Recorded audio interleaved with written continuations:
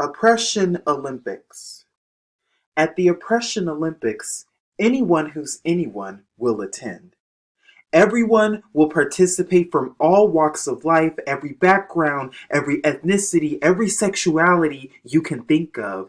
Gay, lesbian, straight, queer, black, white, brown, blue, pink, green, purple, non-binary, neurodivergent, cisgender, transgender, agender, no gender. They will all attend these games and they will all be vying for a spot at the top prize.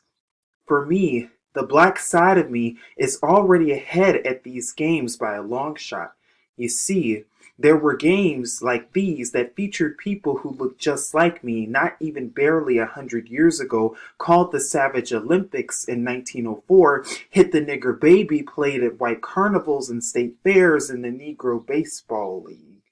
I mean, I must be ahead if the Olympics have never been hosted in Africa, but I must be getting ahead of myself.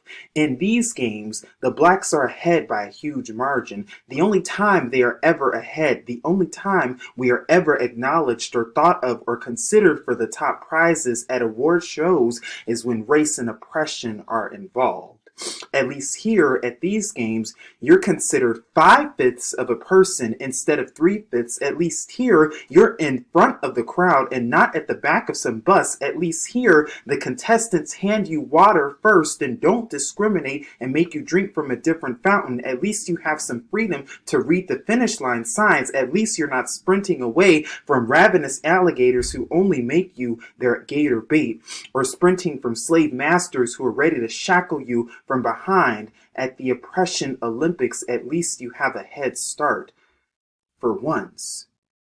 But on the flip side, on the gay side of me, this community is given a rainbow road to run on like a Mario Kart video game. This group only trails behind the blacks, but not by a huge margin, because when it comes to oppression within the oppression, queer people of color automatically advance ahead 3 spaces due to the religious traumas and doctrines and spoon-fed oppression down their throats.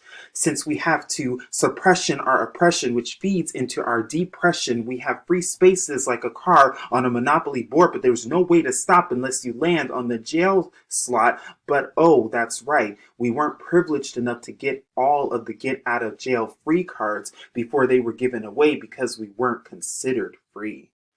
But here, we're privileged at the Oppression Olympics. We're given priority over every other group of people, and we can take pride in the fact that we're running along a rainbow of roads only to realize that we've been getting played all along, just like in Mario Kart. At least here, this is no Mario Kart. So I think it's safe to say that someone like me, queer of color, will place pretty well here at these Olympics, maybe even enough to win a gold medal for once. Until I encounter a gay Pakistani boy who has to keep his identity concealed unless he wants to risk ridicule and death for the rest of his life. Until I take a trip to Kenya and encounter these little girls as young as 6 with no hair on their heads, no food in their bellies, no shoes on their feet, and no parents to cry home to. Until I meet a widow who just lost her husband and her son to gang violence in Chicago. A brother who was molested by the priest and religiously tormented all his life after he was forced to attend conversion therapy and ended up in a mental psych ward diagnosed with schizophrenia soon after. Or the homeless who have no roofs over their heads, who only cry out for a penny yet can't find a penny's worth of empathy or love from someone like you or me. You see, at the Oppression Olympics, no one wins.